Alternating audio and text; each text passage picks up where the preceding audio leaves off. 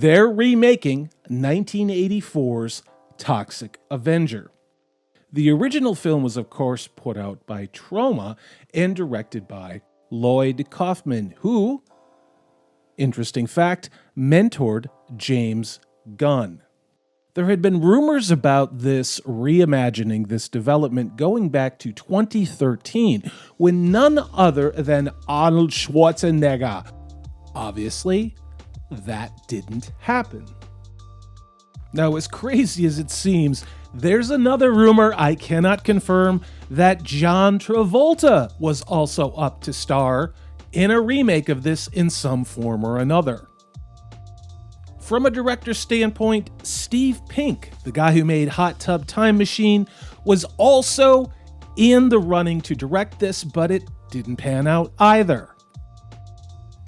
Add to that, Kevin Smith. According to Mr. Smith himself, the reason why he didn't go with the project is because they didn't want to put the money up for it.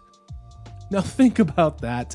Those of you who saw the original version from 1984, this was very clearly not a big budget, big effects movie that Troma put together. But apparently the way Kevin Smith saw it, the Toxic Avenger needed to go big or he was going home.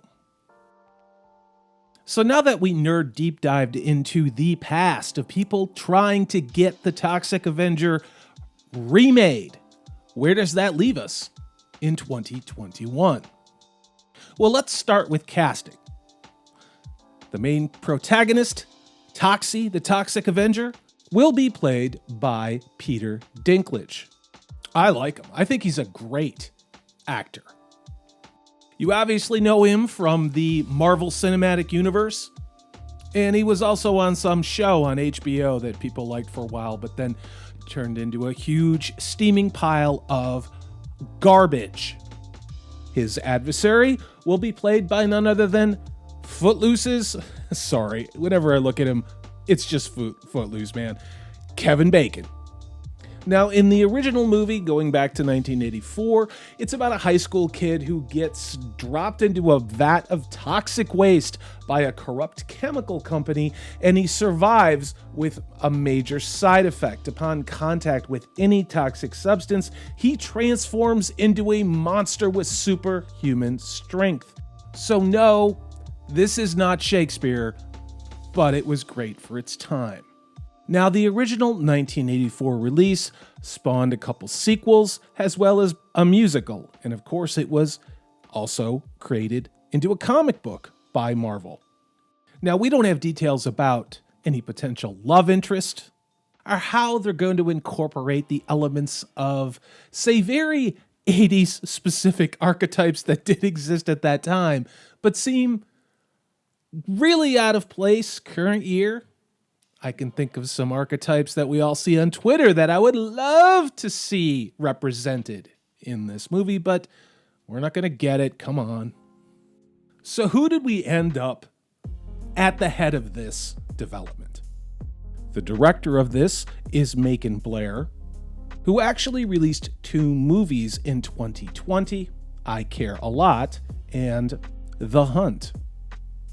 Dinklage and Blair actually worked together on the movie I Care a Lot. Blair is also going to be writing as well as directing, and it is interesting to note the language that The Hollywood Reporter chose when they said that this remake will be loosely imagined on. What are they going to do to Melvin the Mop Boy?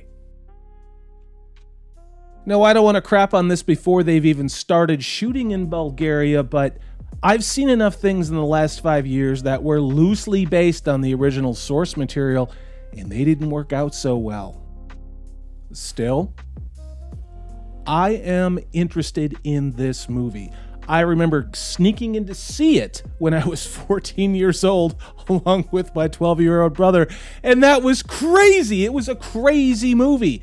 And I think, well, let me put it like this. What I don't think people in Hollywood understand is that the reason why those things were amazing and became cult classics were not just what were put on the screen, but also what was going on in America in the early to mid 80s and where we were as a society.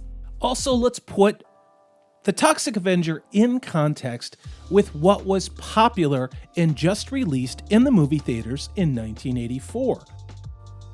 Footloose, yep, just like I said, good old Kevin Bacon.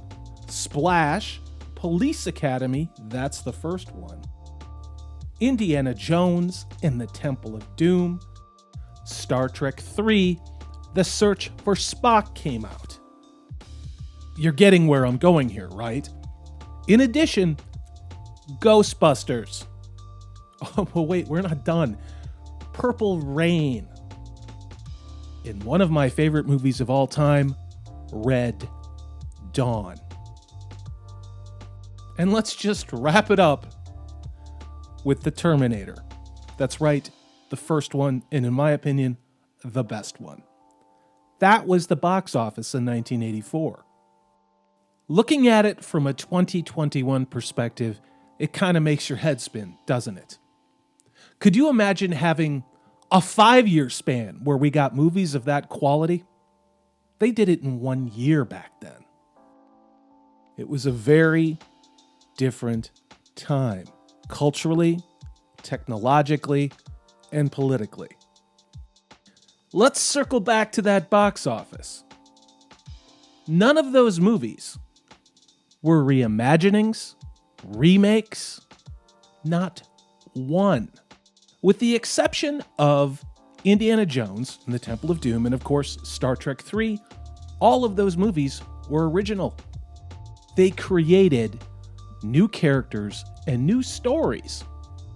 It really makes you pause, doesn't it, looking back at the last, 5 to 10 years, and looking at what we've got, which is the equivalent of third-rate microwave food that looks good on the packaging, but when you open it up and cook it, it's just inedible slop.